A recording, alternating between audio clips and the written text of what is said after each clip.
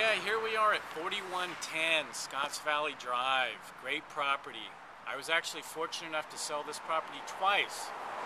Once in 2003 for $2,625,000, and then again a couple years later for $2,900,000.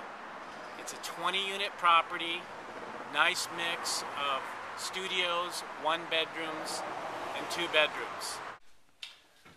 Okay, 4110 Scotts Valley Drive in Scotts Valley, 20-unit property.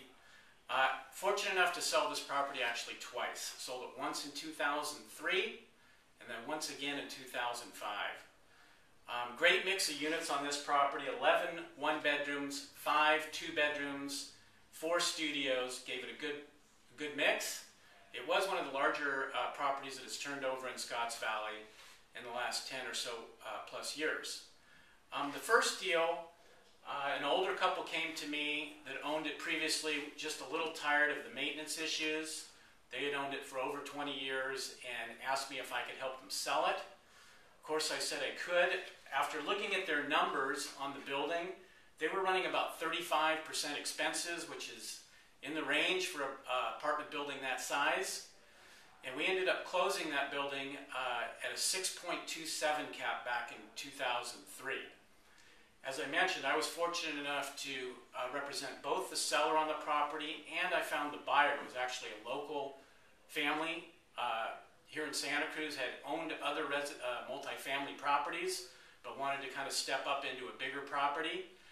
They liked the numbers, they saw the upside, they thought they could run the building a little more efficiently, lower some expenses, and so on, and ended up closing on that property.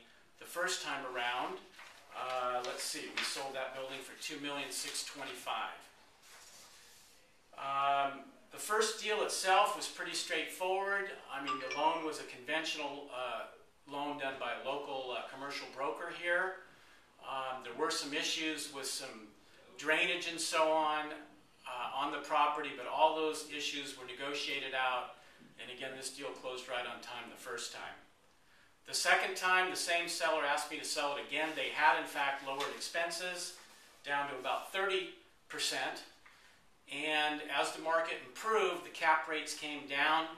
They ended up selling this property to an outside investor for $2.9 million, and that represented a 5.07 cap, pretty near the peak of the market in 2005. Thanks very much.